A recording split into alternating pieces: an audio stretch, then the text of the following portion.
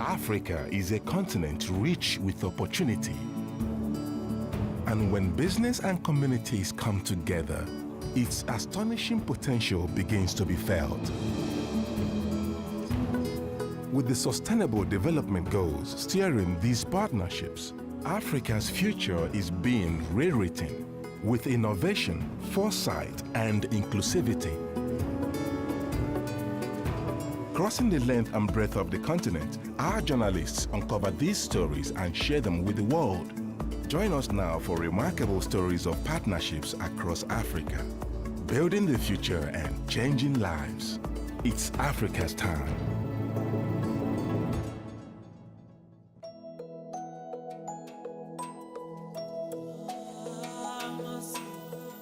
Farming is the lifeblood of Tanzania.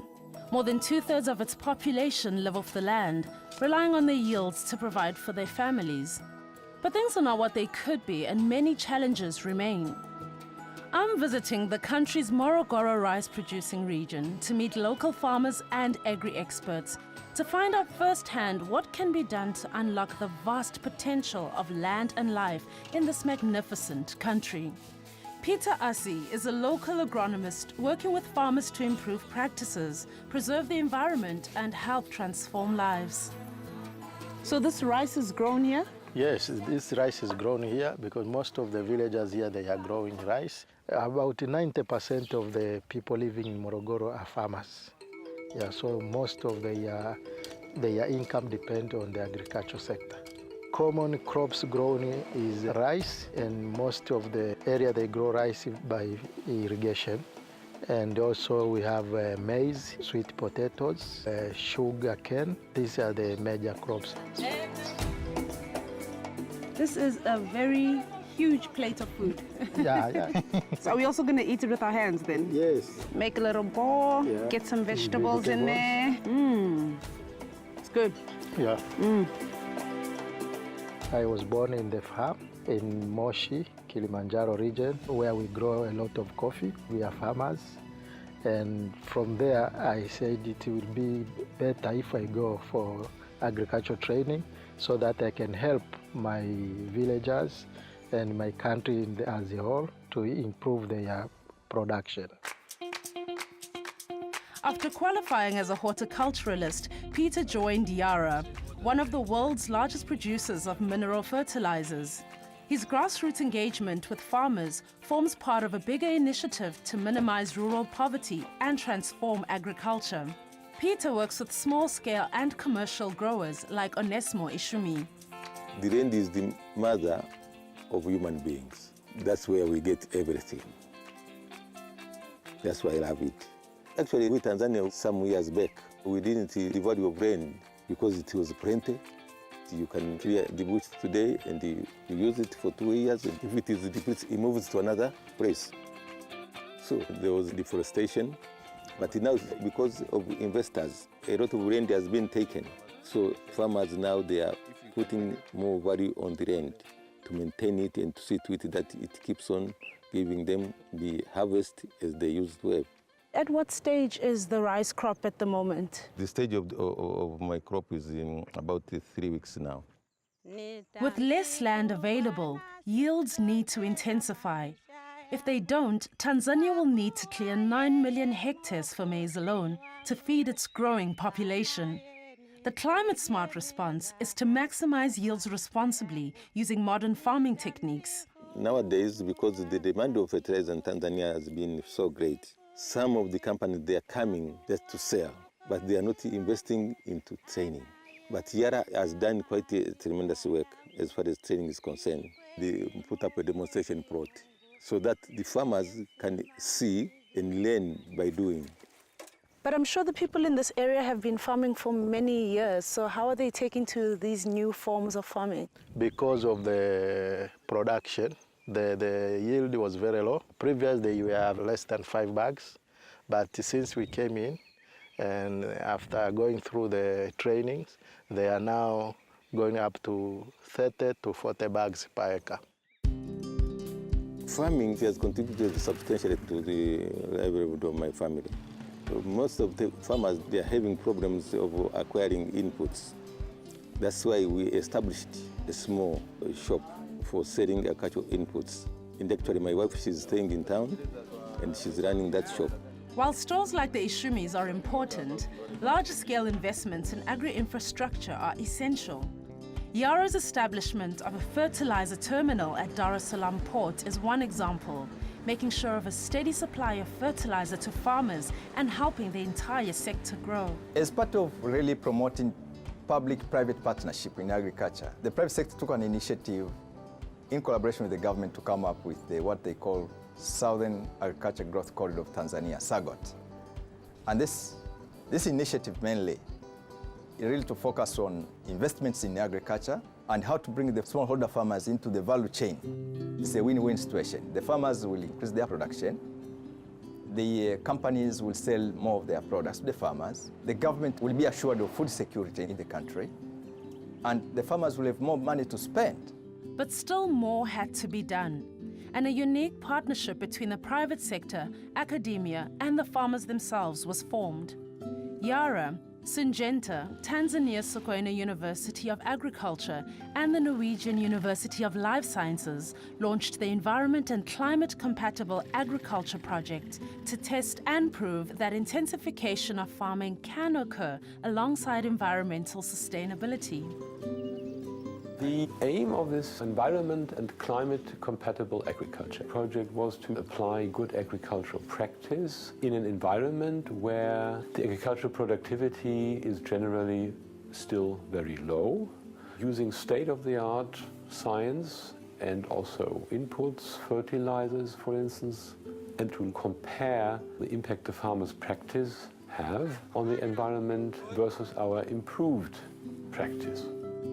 If you intensify productivity, do we affect the environment? Our results showed that it is possible to increase the yield from the same area that we are cultivating now up to even 2050 instead of expanding the area cultivated, and therefore saving the forests, saving the water sources, and therefore improving our environment.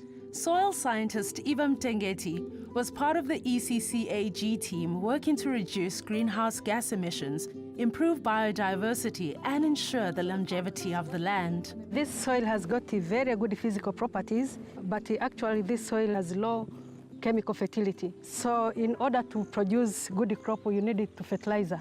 But that cannot be told by just looking at the soil. We have to sample the soil, taking them to the laboratory for analysis. Then we decided which fertilizer to be used and at what rate. How did you go about transmitting the knowledge that you'd found here from your research to the farmers? Farmers are not ignorant. They know quite a lot about soil. They noticed that they have problem, but they didn't know how to correct the problem because they have been used fertilizer, but they are wrong. So after soil analysis, we came up with the correct correction. Really, in farmers, they want things which they can see. So after seeing what the other has improved, then the farmer copied and asked the question. And then we had a chance to introduce the best practices. Maize farmer Frederick Kaduma worked with ECCAG researchers and agronomists and has increased his production significantly. Tofauti kwa kweli imekuwa mkubwa sana. Nilipokuwa naema mwenyewe kabla hajafika utafiti nilikuwa napata magunia 3 kwa eka moja. Lakini saa hizi nimefikia kupata magunia mpaka 24. Kipato kimekuwa kikubwa. Tayari nimeshapata hata muda wa ziada wa kuweza kwenda hata kutafutia chakula cha ng'ombe. With 9 demonstration plots in 2 regions, the mindset of farmers is changing harvest by harvest. Scaling the ECCAG project across Tanzania and Africa is an exciting and logical next step. We go to the village and we introduce ourselves to the community and telling them what our plan is for the better life. Sometimes we get resistance. We will just find few farmers in that area who are willing to cooperate with us in the new technology. Mr. Upole was among the farmers who accepted our new technology. So we selected his farm to be used as a demonstration plot. So Mr. Upole started to follow up what we are doing, and he also practiced on his farm. And eventually other farmers also joined Mr. Upole acceptance of the technology. And you can see there, that one is our lead farmer. Okay. Upole, njoo. Habari. Mshike I'm mkono. coming in. So, I'll hold your hand. Okay. So what are we going to be doing? I don't want to kill any of these rice plants. Haya ni majani ambayo tunapalilia. This is a weed as well? Yes, it looks like a beautiful. Mr. Upole is a lot quicker than I am. I think I'm really good at throwing it out. Yeah. Shughuli yangu kubwa ni kilimo, zao la mpunga, mahindi, mhogo na ufugaji wa kuku. Lakini katika kilimo cha umwagiliaji kimenitoa katika asilimia kubwa ya kupata mavuno makubwa. Changamoto ambazo kupitia Yara ni bahatika kwamba kupata elimu ambayo ilikuwa elimu hiyo ilikuwa nayo ni changamoto kwa kupitia Yara, mtaalamu wa Yara, na kutumia mafunzo kupitia mimi msaidizi ambayo ninapata kwa wenzangu kama mwalimu msaidizi kupitia shirika la Yara kwa wakulima.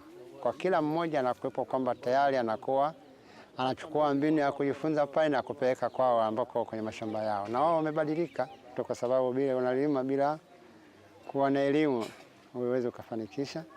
These are the seedling they are going for transplanting. Kwa hiyo utakuwa shambani kwenye kuatikizia utaweka mbili ndani ya mchi na utapanda kwa mistari. You can see the straight lines with good spacing from one plant to another. So this is the way we are teaching the farmers to plant like this one, rather than broadcasting direct to the field in order to get more yield. Na katika shughuli zangu za kilimo nimebahatika kuwepo na mke mmoja na watoto 4. Watoto wa kike 3, wa kiume 1. Ambayo imeniwezesha mimi maisha yangu kubadilika kwa muda mfupi kuwepo nao, ambayo nasomesha watoto na napata kipato cha chakula ndani kwangu. Na kingine ni kubadilisha mazingira ya nyumba yangu kama unavyoiona. Kama unavyoona mafundi wanaendelea kufanya kazi, lakini kutokana na kipato kuongezeka. Wazazi wangu wote walikuwa ni wakulima. Ardhi ni rasilimali kwetu sisi kama Tanzania wa aina yoyote, na kuitunza ni kuiangalia katika mazingira isiharibiwe. Kwa hiyo tunasema kwamba ardhi ni rasilimali kwa familia na hata kwa taifa. It's Africa's time.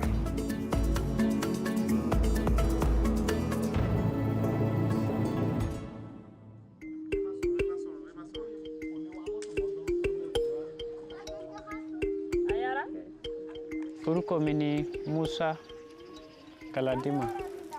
Ìgbà tí mo wà lọ́mọdé kí n tó máa lọ sí school, mo ń ṣiṣẹ́ iṣẹ́ màálù. Mo wà ní ọdún mẹ́wàá ńgbà náà. Wọ́n fún mi màálù 3 akọ kan. Nígbà mo sì fi school, mo jáde school, mo wà ní tí mo délé, mo bá pé wọ́n ti bímọ, wọ́n ti pọ̀. Wọ́n jẹ́ 40 àti 10 nísìn. For generations, Fulani herders have reared their cattle in this beautiful land. This is the lush expanse of Fasola in Nigeria's Oyo state, where we've come to witness the convergence of modernity and traditional practice, and how an entire landscape is being changed, as subsistence is being replaced with opportunity through a unique dairy development program. Gbogbo bí tá wà bí family wa náà ni gbogbo wọn. Nǹkan tá sì ń ṣe ń bí ni wípé a níṣẹ́ kankan lẹ́yìn iṣẹ́ màálù. My name is Lawrence Ohuenegbenose, and my role is to develop the local dairy industry in Nigeria. Our campaign at DDP is dairy development, and the idea is to engage the local farmers to supply raw milk to our facility in Lagos. It's hard to believe, but to date Nigeria has been importing most of its dairy raw materials. Now an entire homegrown industry is being built with farmers such as Musa Galadima. With his increased income, he's now bought a motorbike and needs to get to the Dairy Development Programme's milk collection centre by 9 a.m. sharp to make his money for the day.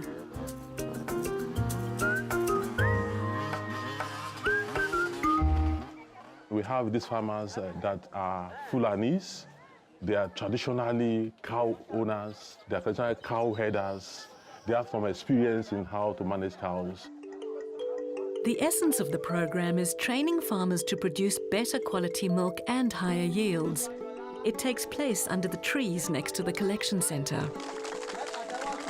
Mo tún fẹ́ sọ fún wa létí nǹkan márùn-ún tí mo ní pé ó lè jẹ́ kí míìkì dá àbí kí míìkì má dá. Tó máa jẹ́ kí míìkì dá tàbí kó má dá. Torí àkọ́kọ́ ni ìmọ́tótó. Ẹlẹ́ẹ̀kejì ni wípé kó tètè délé iṣẹ́. Ẹlẹ́ẹ̀kẹta ni pé kí míìkì má ní abẹ́rẹ́. Ẹlẹ́ẹ̀kẹrin ó ní wípé míìkì kò gbọ́dọ̀ ní nǹkan míì. Ẹlòmíà ní pé kí míìkì mi pọ̀ sí jẹ́ n bomi sí. So a gbọ́dọ̀ bomi sí míìkì. Then a gbọ́dọ̀ tún fi yọ̀ sí àbí nǹkan míì. Míìkì gangan gàbàdáyà la fẹ́. Gbogbo jọmọ jẹ. What I've seen that made me happy is that when we started, the Fulani milk producers are at the low level of production. Then the quality were very bad. Through series of training and development, we brought them to the level they are now. For instance, Musa can boast of having quality milk that is far better than what they had some years back, and they have more quantity of milk to deliver. And that means more money to them. I think the challenge with milk is to make sure you provide good quality product, because milk is a perishable commodity and the quality can deteriorate very rapidly. And this is where our 140 years of experience as a parent company comes in, to provide the right technology, the right training, the right breeds, the right facilities for farmers to make sure that from the grass to the glass, that quality is maintained throughout. The milk is cooled and tested at a local bulking centre before it travels the 200-kilometre journey to Lagos in a refrigerated tanker. Just a few years ago, this type of infrastructure was unheard of in these regions. Okay, Lisa, this is Friesland Campina Wamco, Nigerian PLC, where we produce all products. And if you look at that, you can see this is a fresh milk tank. This is where the milk is being discharged, after which we'll take it in. You hear the noise? So things are really happening. So let's go in.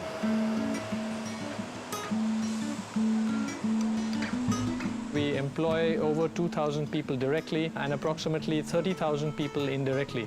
We're the market leader in dairy. We've been operating in the country for 60 years.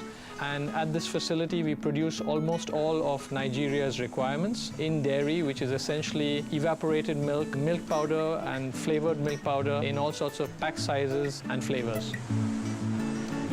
Almost all dairy raw materials are imported. But based on the drive of the government, based on our need to have a sustainable production and marketing outfit in Nigeria, we needed to go into dairy development. And the target for us was to achieve about 10% local sourcing in 5-6 years. Now we are doing about less than 3%, which means we still have a long way to go, but it's possible.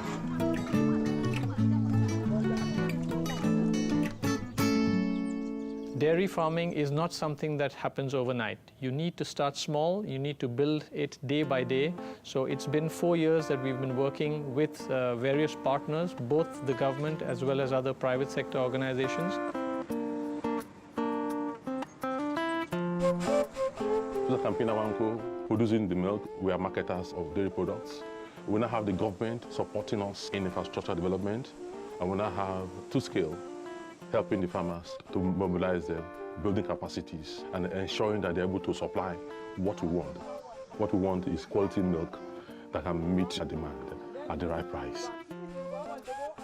Two-scale project is partnership in DDP to support farmers in crossbreeding, pest control, training, and organizing farmers in and around the milk collection centers. For a company like Friesland Campina to come down to buy milk from a farmer that supplies 5 liter, 2 liter, 3 liter. This is enough, this is fantastic. So their competitive business strategy is working. So ìgbà tí wọ́n kọ́ wa, mi ṣáà ka kún ohun tí wọ́n kọ́ wa wọ́n ṣàn ṣàlàyé fún mi so nígbà mo dé mo wá ní èmi gangan máa ṣiṣẹ́ yẹn kí n rí bí ó ṣe ń lọ nípa àwọn ẹran so èlò míì èyí tá máa rí bí 2 litre so ó ti lé sí nísìn èyí tá máa rí bí 2 litre a máa rí 4 a máa rí 4 a máa rí 5. I'm a veterinary surgeon. I make sure that the animals are in good health. I consult to the farmers, advise them on the best practices. Àyẹ̀rà kan tó wà tí máa ń dá àwọn ẹran wa láàmú. Àǹfààní tó sì wà ń bẹ̀ ni wípé kí wọ́n tó dé a ní àwọn tí wọ́n bá wa tọ́jú ẹran ṣùgbọ́n nísìn àwọn èèyàn wá wọ́n dẹ̀ mú oríṣiríṣi oògùn wọ́n dẹ̀ ń bá wa fi tọ́jú ẹran tí wọ́n sì ń wá wo ìdààmú tá face. During the dry season, they usually have very, very low volume because the food is not available. Because of that, we provided solar power borehole for them, for the cows to get water. Then we train them also in feed supplementation. They also learn about pasture development. We also support them in improving their yield, their breed of cows. Okay. What of the issue of crossbreeding, insemination? How far have they gone with you? Yes. We are dealing. The local cows here, they give about 1 liter of milk per day, which is grossly insufficient and not efficient. But what we know that is possible that we have in other countries to get cows that give 30 to 40 liters per day. So for us to be productive and have the right price quality level, we need to support them in upgrading their breed, to move them to a level where they are able to give us between 8 to 10 liters minimum. What I love about Musa is that he easily accepts what we came with. He's an enterprising young man. We want to encourage young dairy farmers into dairy farming. We want to develop local sustainable farming, and we've done this now in several countries across the world, and Nigeria is actually no exception. In fact, I think Nigeria probably offers one of the biggest opportunities, because with a population of over 180 million mouths to feed, I think there is a great need to develop agricultural self-sufficiency. Great visiting Oyo State to see the way in which a manufacturer is partnering to develop the lives and the businesses of its local small-scale farmer suppliers, providing Nigeria with quality dairy nutrition through markets like these in Lagos and other outlets. It's about sustainability, it's about inclusivity for the benefit of everybody.